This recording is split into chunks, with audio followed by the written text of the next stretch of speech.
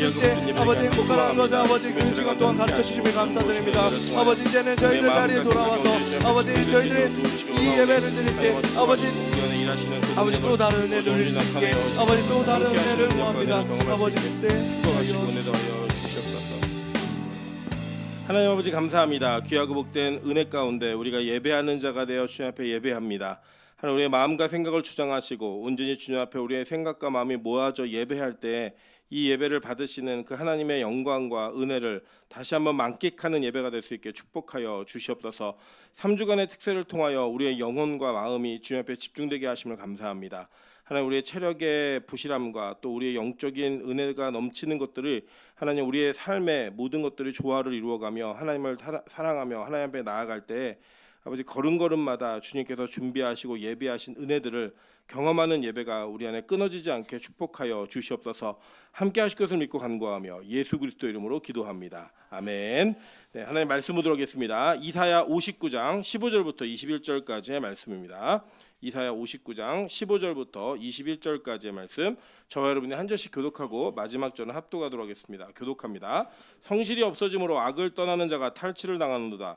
여호와께서 이를 살피시고 그 정의가 없는 것을 기뻐하지 아니하시고 사람이 없음을 보시며 중재자가 없음을 이상히 여기셨으므로 자기 팔로 스스로 구원을 베푸시며 자기의 공의를 스스로 의지하사 공의를 갑옷으로 삼으시고 구원을 자기의 머리에 써서 투구로 삼으시며 보복을 속옷으로 삼으시며 열심을 입어 겉옷으로 삼으시고 그들의 행위대로 갚으시되 그 원수에게 분노하시며 그 원수에게 보응하시며 섬들에게 보복하실 것이라. 서쪽에서 여호와의 이름을 두려워하겠고 해 돋는 쪽에서 그의 영광을 두려워할 것은 여호와께서 그 기운에 몰려 급히 흐르는 강물같이 오실 것이미로다. 여호와의 말씀이니라. 구속자가 시온에 임하며 야곱의 자손 가운데에서 죄과를 떠나는 자에게 임하리라. 합독합니다. 여호와께서 이르시되 내가 그들과 세운 나의 언약이 이러하니 곧 내 위에 있는 나의 영과 내 입에 둔 나의 말이 이제부터 영원하도록 내 입에서와 내 후손의 입에서와 내 후손의 후손의 입에서 떠나지 아니하리라 하시니라. 여호와의 말씀이니라. 아멘. 우리 주변에 있는 분들에게 이렇게 한번 인사하도록 하겠습니다. 당신 때문에 살맛이 납니다. 네. 앞뒤로도 인사하겠습니다. 당신의 얼굴을 볼 때마다 기쁨이 넘칩니다. 네, 비가성교회는 거짓말을 참 잘하는 것 같습니다. 네, 웃으면서 아무렇지도 않게 거짓말을 많이 하고 계신데 저는 우리 교회가 예배 드릴 때마다 성도들의 얼굴을 대하면 그 대하는 것이 에너지가 될 수 있는 교회가 되길 소망합니다. 지쳐 있다가도 우리 누군가를 바라볼 때 그 사람을 통해서 얻는 기쁨이 있고 은혜가 있거든요. 저는 그런 교회가 되길 소망합니다. 제가 오늘 이제 사실 특세가 사실 체력적으로 많이 힘들잖아요. 힘들기도 하고 저는 개인적으로 감기 몸살이 거의 끝쯤에 들어가지고 정말 약 기운하고 이게 제 기운이 이게 자꾸 겹쳐서 뭐가 지금 제가 어떻게 걷고 있는지도 모를 정도로 좀 힘들었는데 오늘 예배 준비하고 딱 예배를 드리려고 하는데 너무 기분 좋은 사람이 들어오는 거예요. 우리 소진이가 빨대를 물고 들어와서 담배를 물고 들어오는데 깜짝 놀랐는데 빨대를 물고 들어오는 우리 소진이를 보면서 야 우리 소진이가 특세 때 마지막에 또 예배를 드리러 오는구나라고 하는 그 기쁨을 누렸습니다. 우리 누군가에게 그런 기쁨이 될 수 있는 사람 되시기를 주님으로 축원합니다. 네, 오늘은 이사야 59장 15절부터 21절까지의 말씀을 가지고 빌려 입으라라는 제목으로 하나님 말씀 증거하도록 하겠습니다.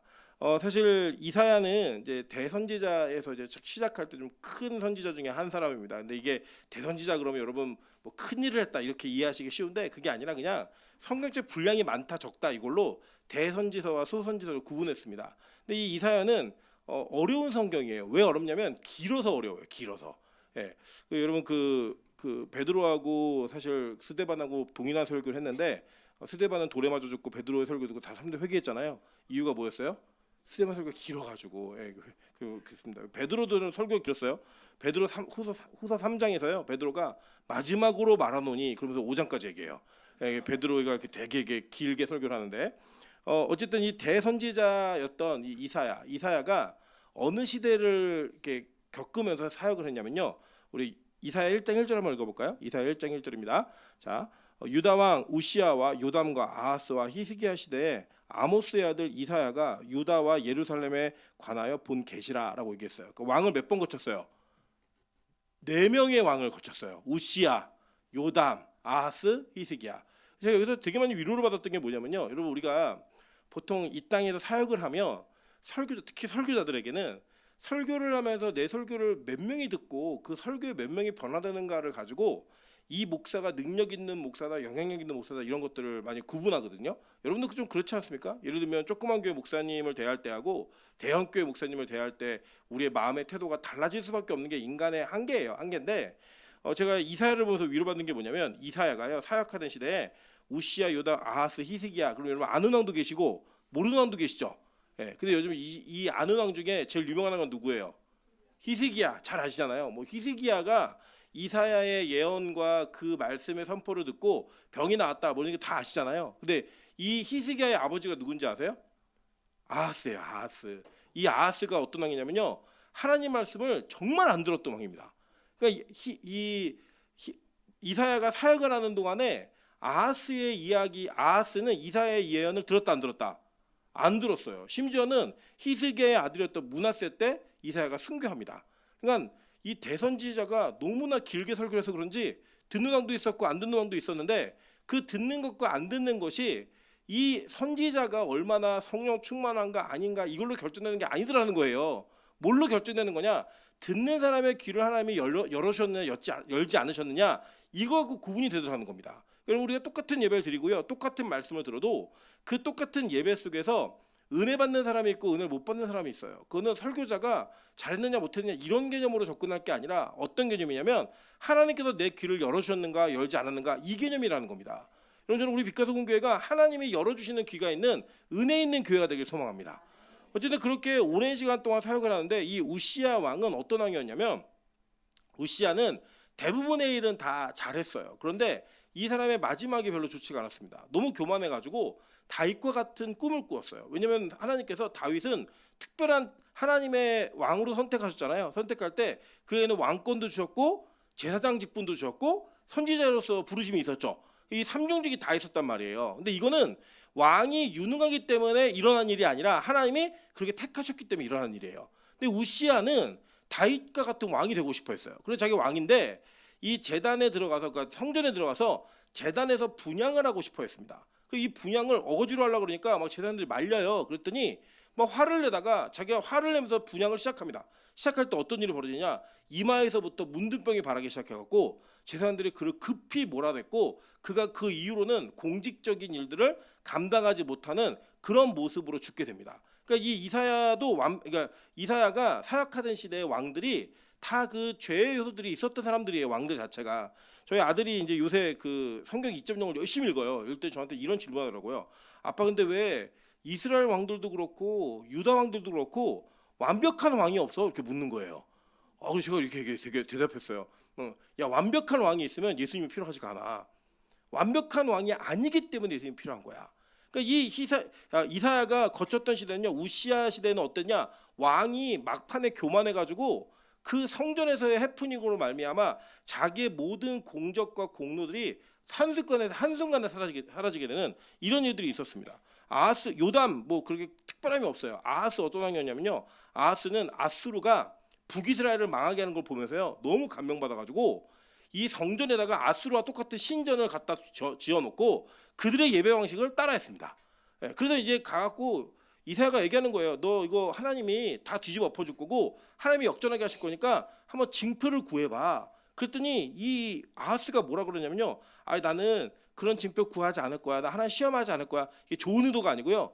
나는 하나님한테 묻지 않을 거야. 나는 이미 이 아수르의 신들을 의지하고 있고 애굽을 의지하고 있어. 걱정하지 마. 너한테 내가 더 기댈 일도 없고 하나님한테 구할 일도 없다. 이때 여러분 선포된 말씀이 뭔지 아세요? 여러분 잘 아시는 임마누엘 있죠. 이 이사야의 선포가 그 나오는 거예요. 보라 처녀가 잉태한즉 아들을 낳을 것이요. 이 이야기 뭐냐면 네가 안 구했지? 네가 안 구하더라도 하나님의 이 일을 통해서 너희를 구원하실 거야라는 메시지가 선포되어지는 시대였단 말이에요. 그러니까 뭐냐면 이런 거예요. 여러분 뭐 시대가 악하다, 교회가 연약하다 이런 고민 안 하셔도 됩니다. 왜 안 하셔도 되냐면요. 하나님은 그때마다 적당한 방법과 특별한 은혜를 통하여서 그 시대에 맞는 변화들을 이루어 가신다는 거예요.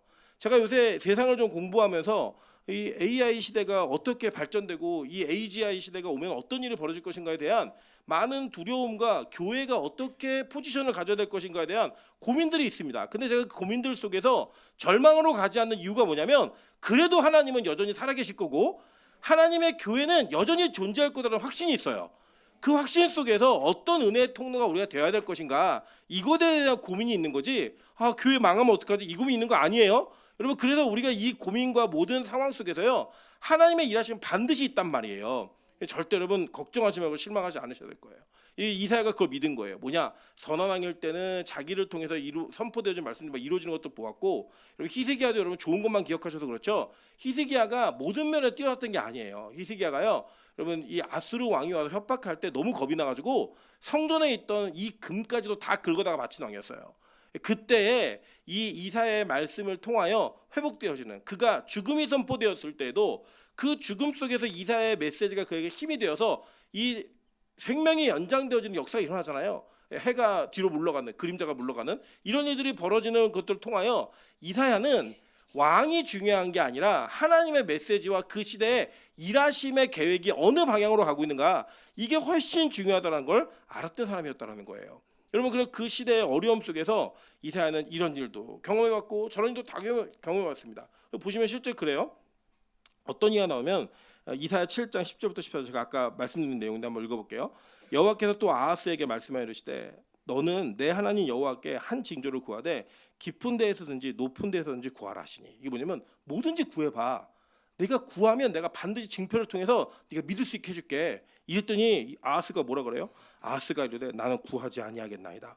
나는 여호와를 시험하지 아니하겠나이다 한지라. 이사야가 이르되 다윗의 집이여 원하건대 들을지어다. 너희가 사람을 괴롭히고서 그것을 작은 일로 여겨 또 하나님을 괴롭히려 하느냐. 그러므로 주께서 친히 징조를 너에게 주실 것이라. 보라 처녀가 잉태하여 아들을 낳을 것이요 그의 이름을 임마누엘이라 하리라.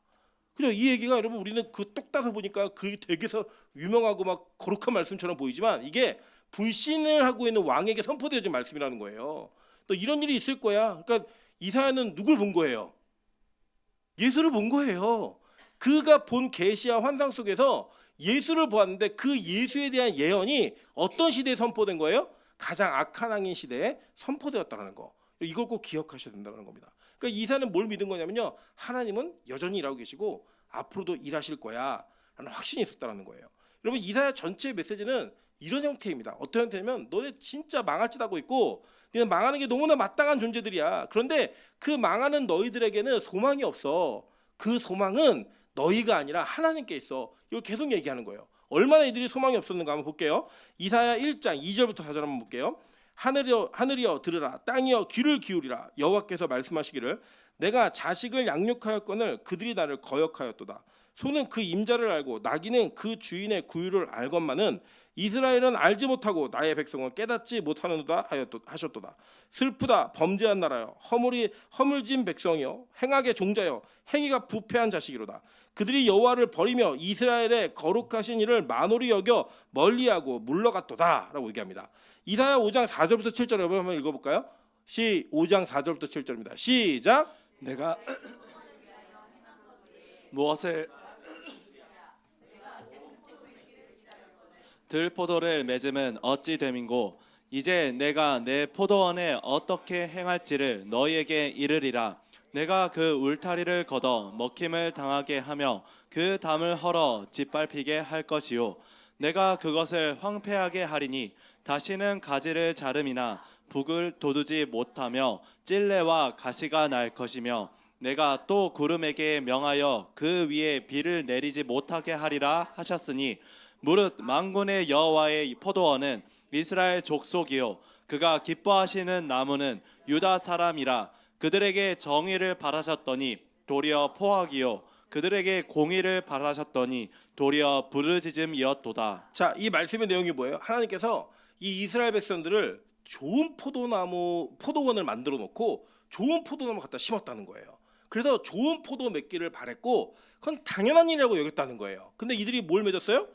나쁜 들포도를 맺더라는 거예요. 먹지도 못할 포도. 그래서 말하는 빛 좋은 게 달고 먹지도 못하는 떫은 포도를 그들이 맺었다라는 겁니다. 그러면서 그 내용 속에서 말하는 게 뭐냐면 니들이 행한 일들이 얼마나 악한지 내가 얘기해 줄게라고 얘기하면서 보면 여러분 그 뒤에 나오는 아주 유명한 말씀 나오잖아요. 뭐예요? 그들에게 정의를 바라였더니 도리어 포악이 나왔고 그들에게 공의를 바라셨더니 도리어 부르짖음이었도다라고 얘기합니다. 뭐 이게 사실 히브리어를 읽으면 이게 뭐 공이라는 단어는 이 체다카라는 단어인데 이 부르짖음은 체아카라는 단어예요. 그래서 체다카를 바랬더니 체아카가 나왔다. 뭐 이런 식의 언어 유희가 있는 거거든요. 어쨌든 간에 중요한 건 뭐냐면 이들이 하나님이 기대했던 것과는 전혀 다른 열매를 맺더라는 거예요.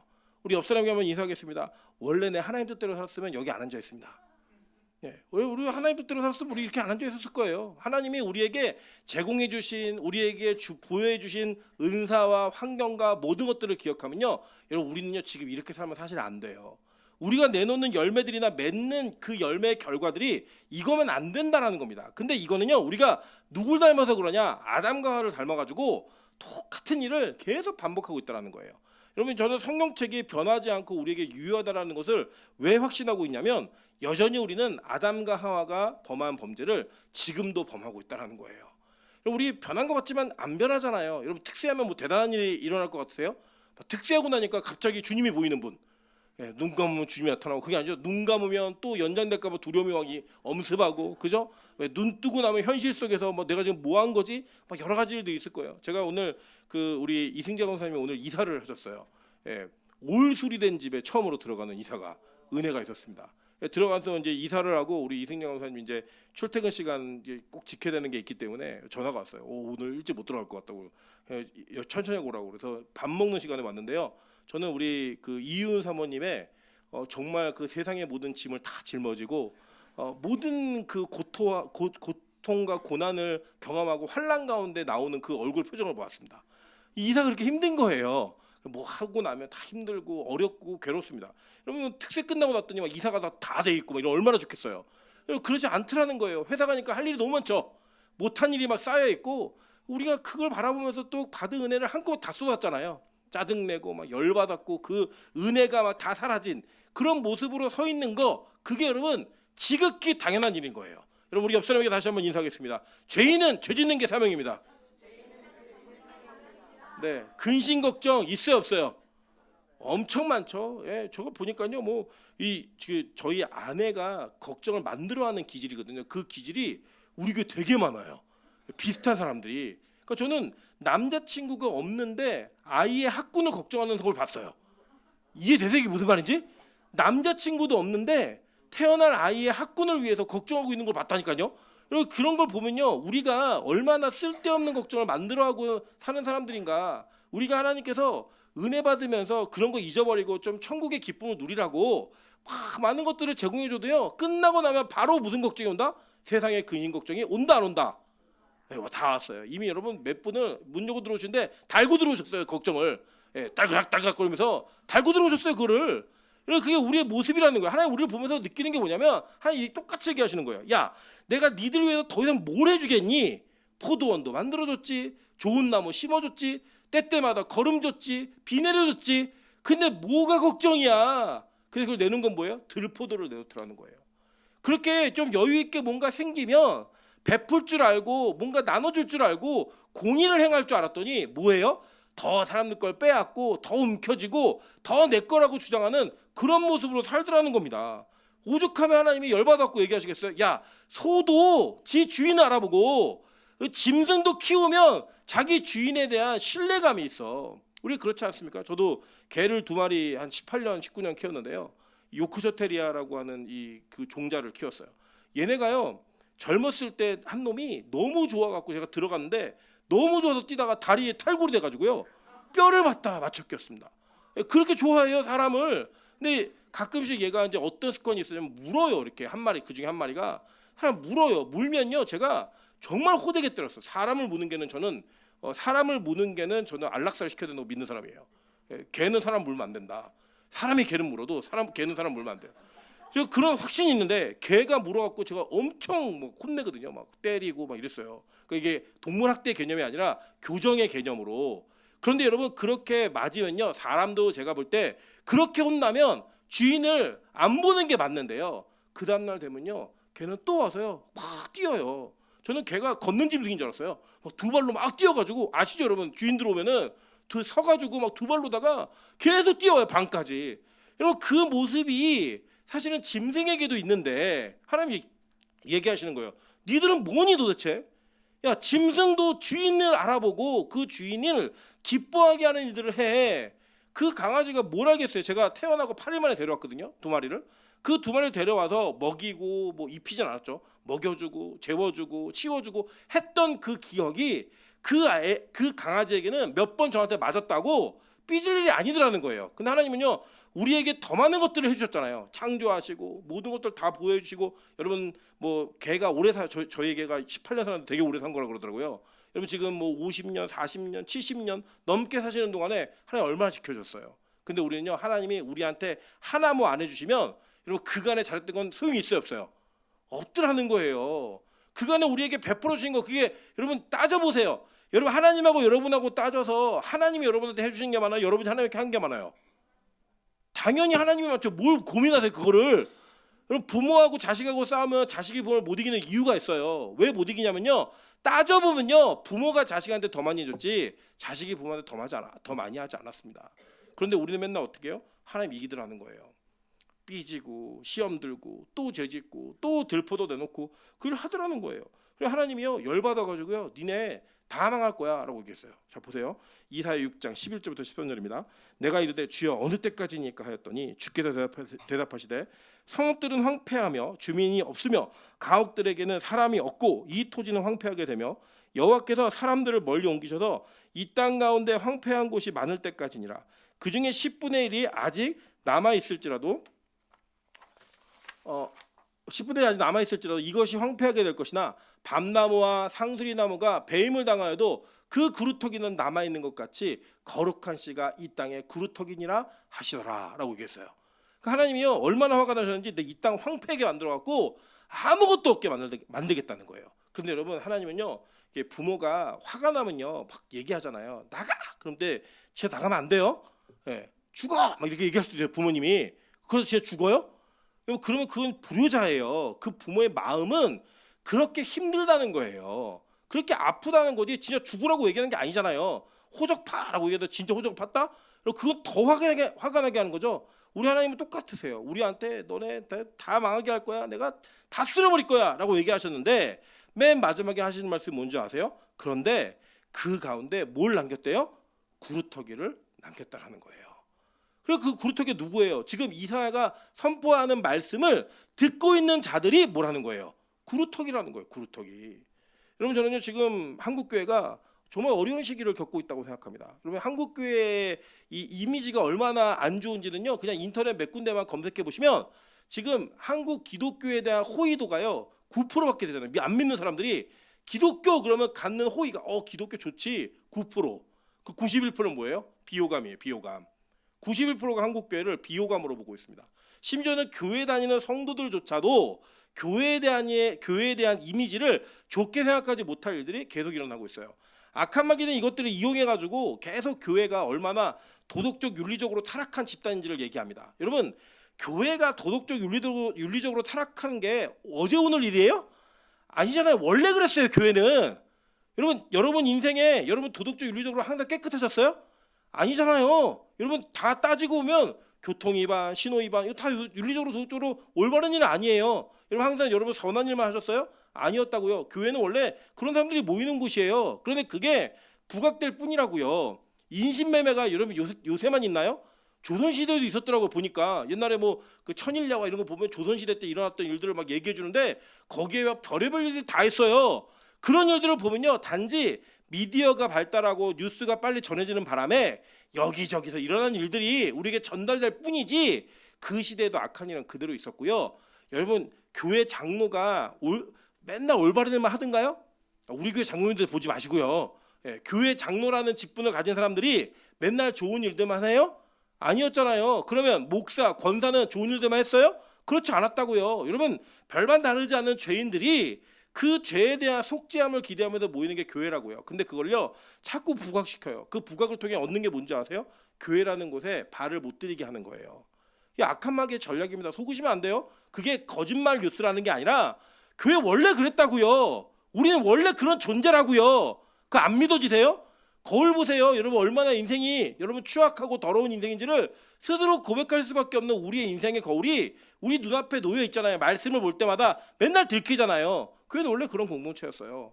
다만 우리가 그 죄가 합당하다라고 여기지 않고 하나님 우리를 도와주세요, 용서해 주세요라는 그 기대감으로 주 앞에 나오는 하나님을 찾는 불쌍한 죄인들이, 긍휼을 입은 자들이 모이는 곳이 교회이지 깨끗한 자들이 모이는 게 교회가 아니라고요.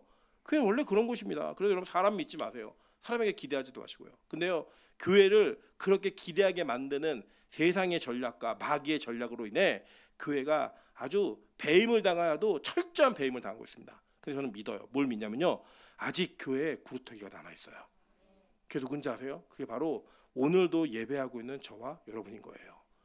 여러분, 저도 이번에 특세가 저에게 특별함이 있었던 건 어떤 특별함이냐면 이런 거였습니다. 사실 이제 우리 교회가 특세를 한 지 7년 차입니다. 여러분 7년 차인데 기억하실 거예요. 우리 7년 차의 첫 해에 제가 6월에 부임을 해서 8월 달에 청년들을 데려왔습니다.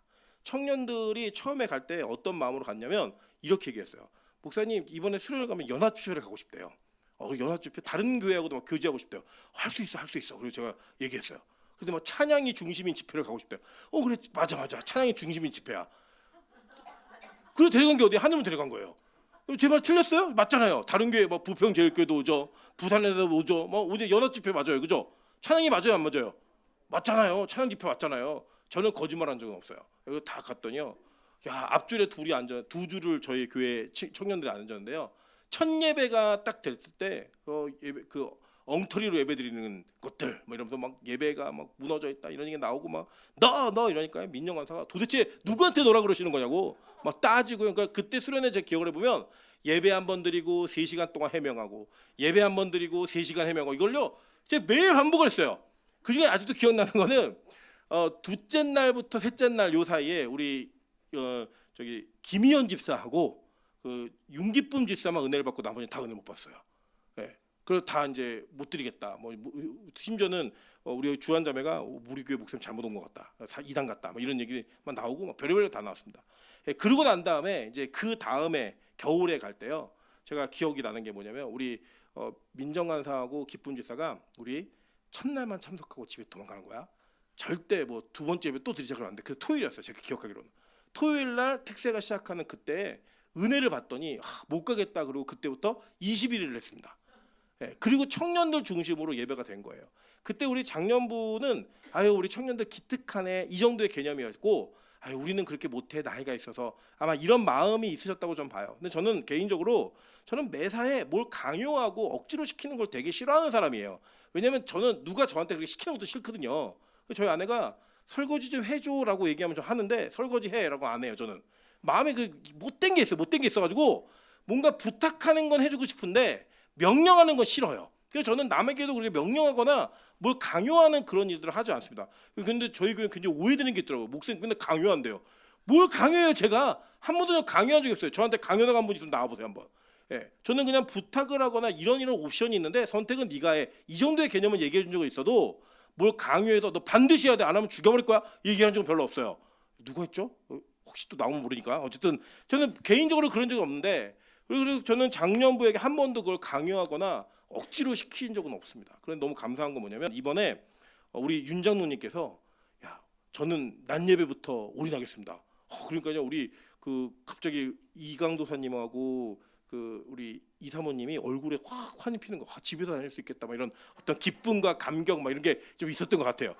그런데 갑자기 그 일과 동시에 우리 하은 자매가, 사실 유나은이 특세를 한다는 거는 우리 교회에서 호별이가 말씀을 전하는 것과 비슷한 역사가 있는 겁니다. 네, 호별이가 설교하는 것과 그런 하은 자매가 올인하겠다는 거예요. 차편이 그렇게 해결되면서 그 집이 움직이기 시작하고, 호별이가 원래요 우리 교회에서도 예배를 제일 못 드리는 애 중에 하나예요. 집중이 잘 안 되고 예배 시간에도 엄마 보고 싶어요 막 말은 잘 들어요. 안 돼, 그럼 네 그러고 들어오고 막 이런 아이인데, 호별이가 예배를 그렇게 좋아하기 시작하는 거예요. 저는 그것도 신기한 게 10번을 물어도 자기 원장님 더 좋대요. 네. 너 호별아, 너 원장님 좋아 목사님 좋아? 원장님이 좋대요. 근데 내가 담임 목사인데 자기 원장님이 더 좋대요. 나 삐졌어. 그러면 목사님도 좋아요. 이 얘기예요. 그러면서 그 아이가 예배를 끌어내면서요. 우리 교회에 어른들이 한두 분씩 예배를 자발적으로 동참하기 시작하셨어요.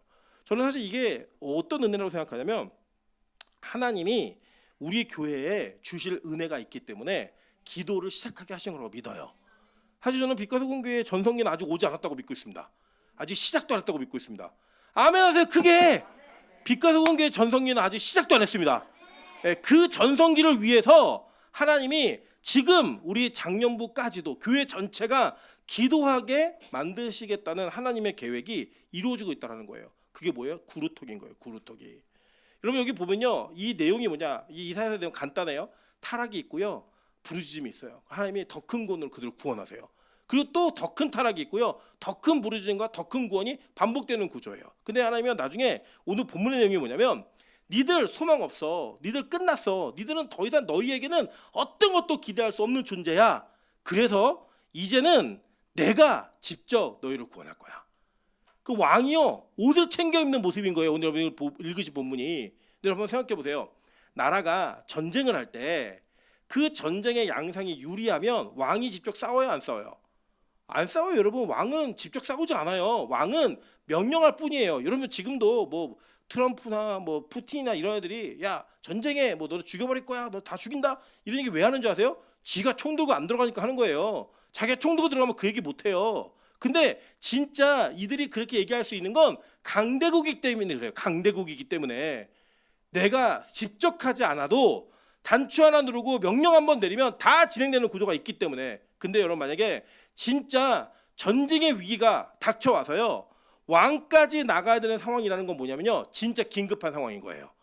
왕이 갑옷을 챙겨 입는다? 이거 정말 긴급한 상황이라고요. 오늘 이 왕이 옷을 입는 거예요. 한번 볼까요? 자, 오늘 15절 뒷부분부터 볼게요. 여호와께서 이를 살피시고 그 정의가 없는 것을 기뻐하지 아니하시고 사람이 없음을 보시며 중재자가 없음을 이상히 여기셨으므로 자기 팔로 스스로 구원을 베푸시며 자기의 공의를 스스로 의지하사. 자, 읽겠습니다. 여러분 17절부터 시작. 공의를 갑옷으로 삼으시며 구원을 자기의 머리에 써서 투구로 삼으시며 보복을 속옷으로 삼으시며 열심을 입어 겉옷으로 삼으시고. 자, 지금 이 왕이 공의로 갑옷을 삼고 구원을 자기 머리에 써서 투구로 삼고 보복을 속옷으로 삼는다라고 얘기하고 있는 거예요. 그러니까 왕이 직접 갑옷을 챙겨 입는 거예요. 그 뭐 하겠다는 거예요? 죄 가운데 빠져서 타락한 내 백성을 내가 직접 건져오겠다. 중재자도 없고 구원자도 없으니 내가 직접 이들을 건져오겠다라고 하는 자기의 힘을 정확하게 선포하는 구원의 메시지를 전하고 있는 거라고요. 여러분, 이 이사야서 59장에 나와 있는 이 왕의 갑옷이 누구의 갑옷인지 아세요? 에베소서 6장의 전신갑주와 똑같은 거예요. 한번 본문을 볼까요? 제가 그림을 두 가지 그렸는데요. 요새 AI가 이렇게 좋습니다. 야, 이거 이사야 59장 그려봐. 그랬더니 싹 그려주는 거예요. 한번 보여주세요. 이거예요, 이거. 이게 뭐냐? 공의의 갑옷, 열심의 겉옷, 보복의 속옷, 구원의 투구, 이걸 쓴 거예요. 자, 이것과 동시에 우리 에베소서 6장에 나와 있는 전신갑주 아시죠? 전신갑주 그림 한번 보겠습니다. 그림. 얘 똑같이 같은 구도로 그려봐. 딱 그렸어요. 그게 뭐예요? 이게 진리의 허리띠, 의의 오신경, 평안의 복음의 신, 믿음의 방패, 구원의 투구, 성령의 검. 이게 뭐예요? 모티브가 된 거라고요. 여러분, 그래서요, 이 전신갑주를 이야기하고 전신갑주를 설교할 때 여러분이 열심히 기도하고 예배를 열심히 드렸기 때문에 여러분이 무언가 여러분의 열심으로 뭘 입는 게 아니에요. 이게 뭐냐면 구약에 우리 스스로 우리를 구원할 수 없는 걸 하나님이 아시고 하나님의 갑옷 챙겨 입으시고 그 갑옷으로 적군을 싸워 물리치신 다음에 우리를 건져 오셨다고요. 그 우리는 뭐 하는 거예요? 그 옷을 빌려 입는 거예요. 그걸 빌려 입는 거라고요. 내 스스로 차려 입는 게 아니라 빌려 입는 거라고요. 여러분, 제가요, 그 결혼을 할 때 문제 10년 전 이야기니까 10년 전에 그 배경을 갖고 좀 들으세요. 결혼할 때 저희 아내가 29만 원짜리 그 플래너를 잡아왔어요. 그래갖고 뭘 했냐면 그 드레스를 고르러 가는데 그 드레스, 청담동에 있는 드레스 샵에서 이렇게 얘기해 주는 거예요. 드레스 투어 같은 거 하지 말라는 거예요. 왜 하지 말라냐고 물어봤더니 청담동에 드레스 옷집이 많잖아요. 그 사람들이 1억짜리 뭐 어디서 뭐 프랑스 거 뭐 다 빌려온대요. 그래갖고 쓰다가 이제 질리면 그걸 자기들끼리 돌린대요. 자기네들끼리. 그래서 비싼 집이나 싼 집이나 돌아가면서 보면 옷이 다 거기서 거기라는 거예요. 몇 년 지나고 다 섞여 있대요. 비싼 옷이나 싼 옷이나. 그래서 뭐라고 했냐면 여러 개 보고 그럼 못 고른대요. 이 인터넷 보고 뭐 하고 자기가 입고 싶은 스타일로 몇 가지를 갖고 오라는 거예요. 저희 아내가 거기서 제가 알기로는 3벌인가 4벌을 입었어요. 저희 아내는 이거 어때 이거 어때 그런데 저는 쟤는 다 똑같아요. 그냥 그게 이뻐 그냥 막 그냥 얘기했어요. 그냥 이건 뭐가 그런 것 같아. 근데 다 똑같아요. 사실 여러분 뭘 입었는지 기억도 안 나요. 제가 사실 보면은 뭐 여러분 우리 윤기부 지사도 결혼했고 김희원 지사도 여기서 결혼했고 다 결혼한 최현 지사 했잖아요. 뭐 입었는지 기억나세요?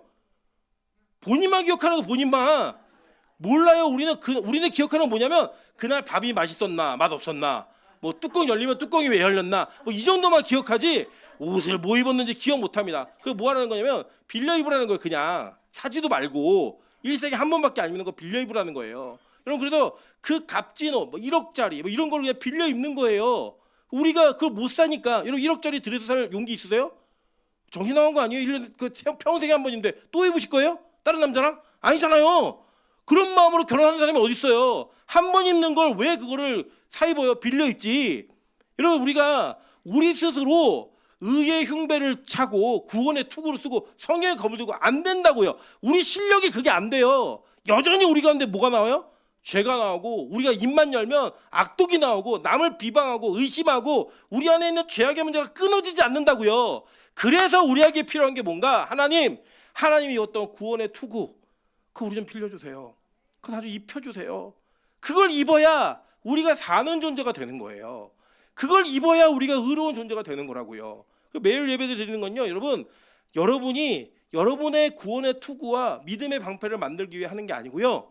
하나님이 쓰셨던 그 무기를 우리에게 입혀주기를 소원하면서 주 옆에 나오는 거예요. 내 힘으로 싸워 이길 수 없다니까요. 여러분을 공격하는 악한 마귀 여러분이 이긴다고요? 천만에 만만의 콩떡이에요. 여러분 눈에 뭐가 씌우면요 몰라요. 우리가 무슨 말을 했는지 무슨 짓을 했는지도 모른다고요. 우린 그렇게 마귀의 장난감처럼 마귀가 이리 굴리면 이리 굴린 대로 저리 굴리면 저리 굴린 대로 사용하는 존재들이었다고요. 그랬던 우리들에게 하나님께서 은혜를 주신 거예요. 어떤 은혜를 주셨냐면 야 내가 보니까 너 평생 마귀 장난감을 살게 생겼구나. 내가 너 구해줄게. 그래서 여러분 그 옷을 입으시고 악한 마귀와 싸워서 우리를 건져내신 거예요. 여러분 그 마블이 만들어낸 히어로 중에 가장 인기 있는 히어로가 누구냐면 아이언맨이에요. 아이언맨 아세요? 그럼 아이언맨의 그 안에 들어가 있는 토니 스타크라고 하는 그 극중에 나와 있는 과학자는요. 그 아이언맨 갑옷을 슈트를 입지 않으면 어떤 적과도 싸워서 이길 수 있는 물리적인 힘이 없는 사람이에요. 그 갑옷이 입혀져야지만 척척척 와서 붙고 막 변신을 해야지만 악한 놈들과 싸워서 이기는 사람이지 자기 스스로의 능력이 없는 사람이라고요. 그게 누구예요? 바로 우리들인 거예요. 우리는요 우리 스스로의 힘을 가지고는요 어떤 존재도 이길 수가 없는 존재들이에요.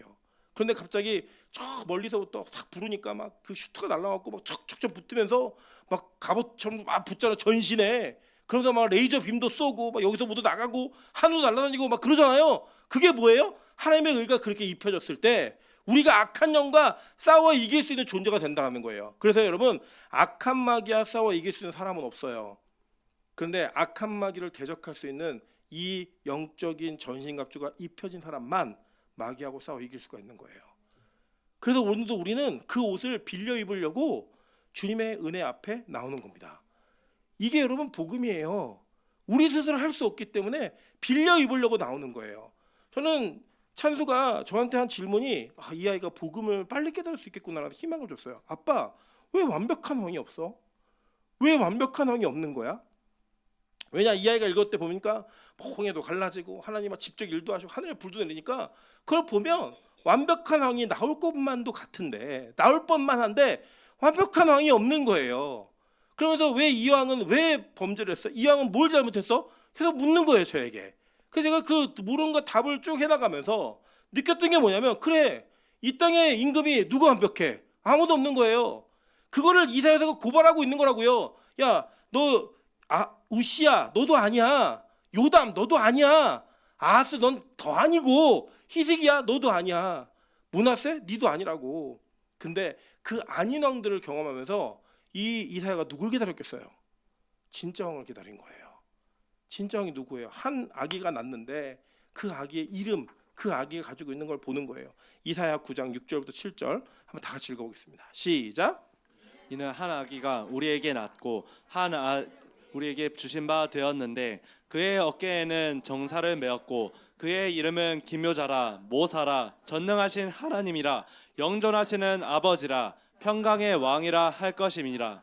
그 정사와 평강의 더함이 무궁하며 또 다윗의 왕좌와 그의 나라와 군림하여 그 나라를 굳게 세우고 지금 이후로 영원히 정의와 공의로 그것을 보존하실 것이라. 만군의 여호와의 열심히 이를 이루시리라. 아멘. 누구의 열심이요? 만군의 여호와의 열심이 이 일을 이룬다는 거예요.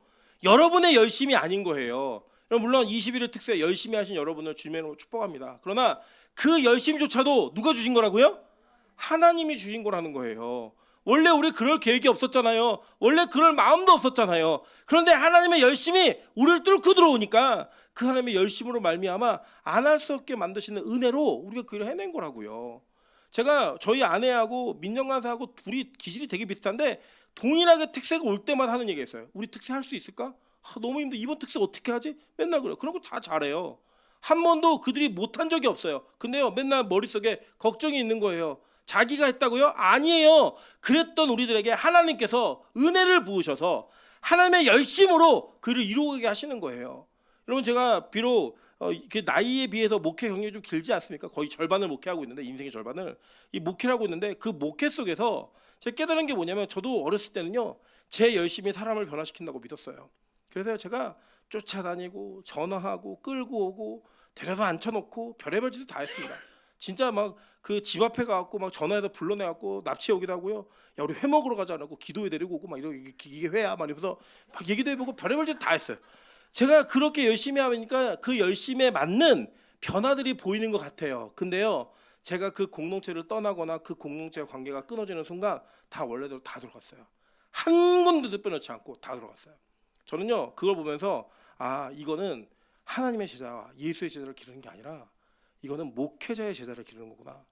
제가 그걸 포기했어요. 여러분 되게 웃긴 게 뭔지 아세요? 제가 그 제자 훈련하는 교회에 있었잖아요. 사랑의 교회 라인에 있었단 말이에요. 사랑의 교회에서 개척하신 목사님들이 사랑의 교회에서 제자 훈련을 하면서 개척할 때 그 제자 훈련을 받았던 제자들이 따라 나와요. 대부분이 따라 나오니까요. 그렇게 개척해서 나온 교회에서는요 부교육자한테 제자 훈련 시키질 않아요. 무슨 얘기인지 아세요? 따라 나갈 거라고 생각하니까 안 시키는 거예요. 제자 훈련 안 맡겨요. 이유는 딱 하나예요. 야 내가 나올 때 따라온 거 보니까 얘한테 제자 훈련 시키면 따라 나가겠지? 안 맡겨요. 제가 그걸 보면서 야 이건 진짜 아니구나. 이거는 예수의 제자를 만드는 게 아니라 목사의 제자를 만드는구나. 저는 그 한계를 정확히 보았습니다. 제가 그러면서도요 제 열심으로 목회를 진짜 열심히 했거든요. 제가 처음으로 제 열심으로 하지 않는 교회가 사실은 빛과 소금 교회예요.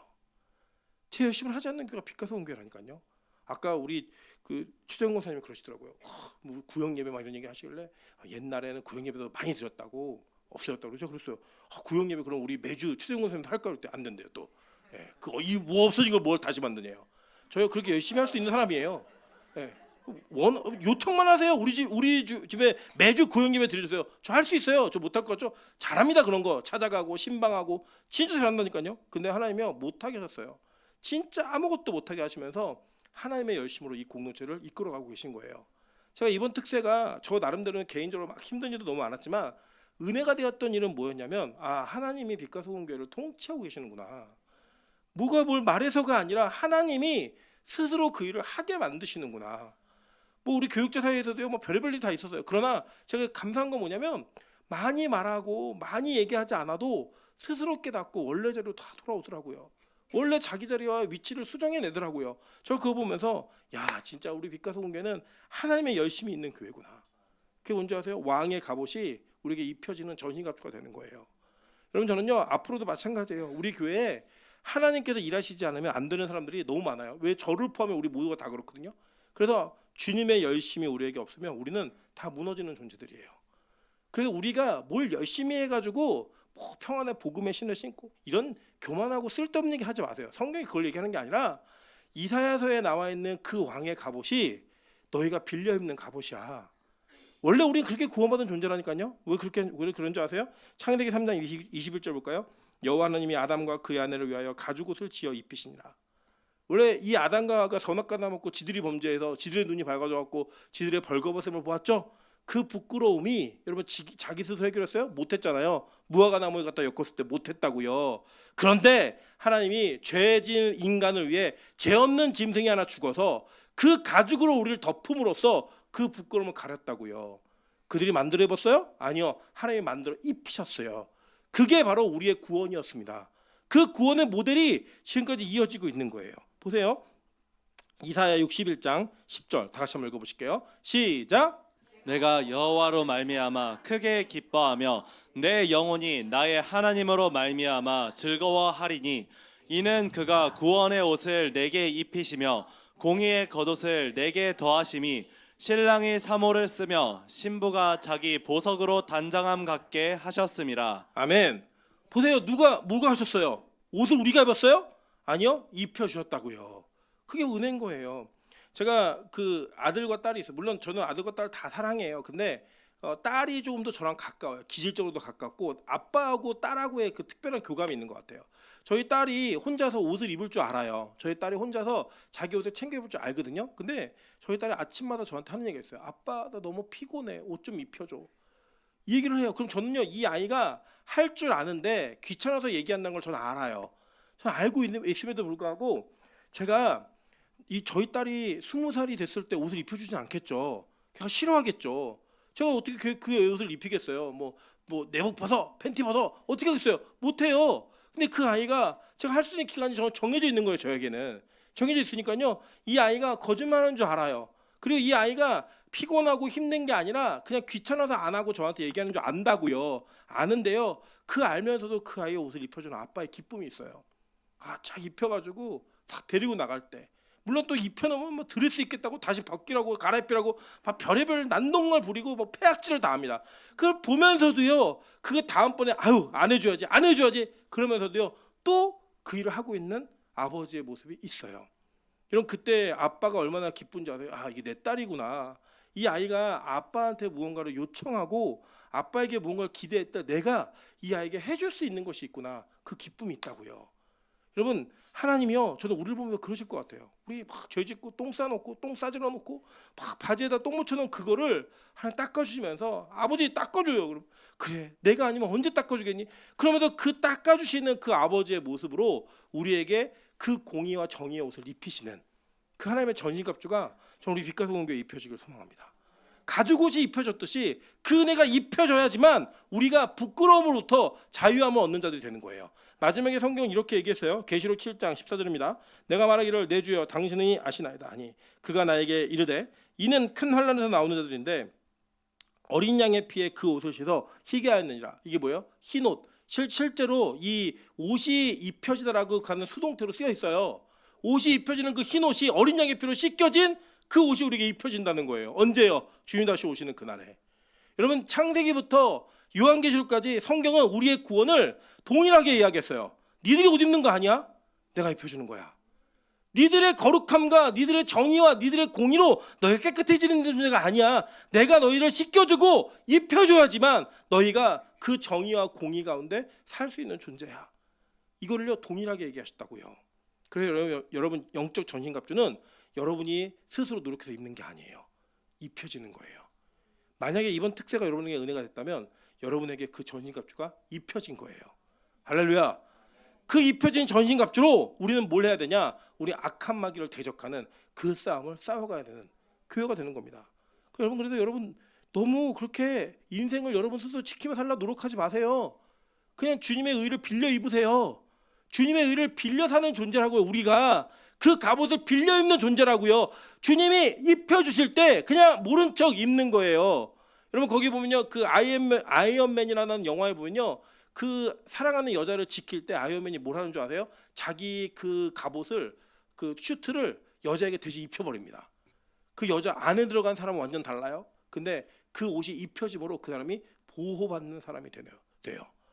그 여자가 나중엔 엔드게임이라는 마지막 장면에 나와서 더 좋은 슈트를 입고요. 막 아이언맨보다 더 힘차게 싸워요.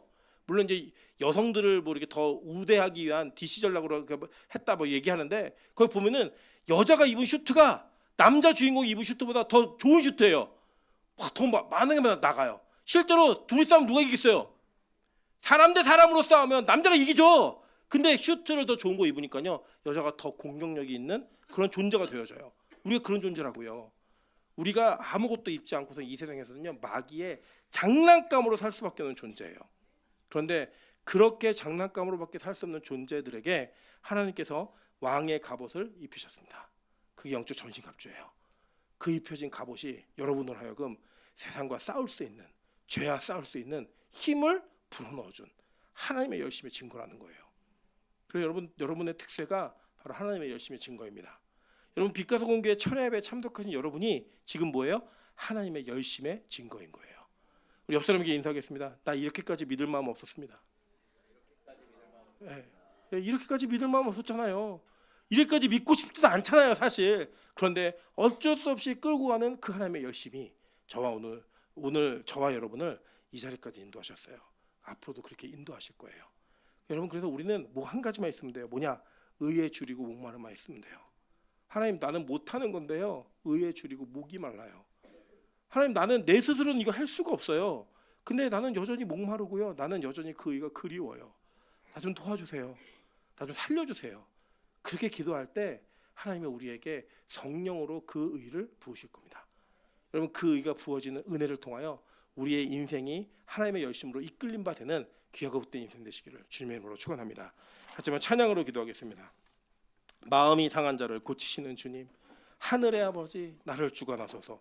여러분, 이 찬양의 가사의 고백은 하나님께서 우리 인생을 주관하시기를 기대하는 마음으로 내 의에 줄이고 목마름밖에 없는데 성령의 기름을 부어주시면 채워집니다. 하나님, 좀 나를 채워주십시오. 빛과 소금기를 채워주시고 우리의 영혼을 그렇게 채워달라고 우리 간절히 기도하는 마음으로 찬양하며 나아가도록 하겠습니다.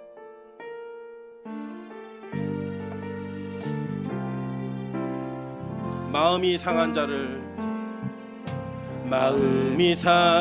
자를 고치시는 주님, 하늘의 아버지, 날 주관하소서. 주의 길로 인도하사 자유케 하소서. 새 일을 행하사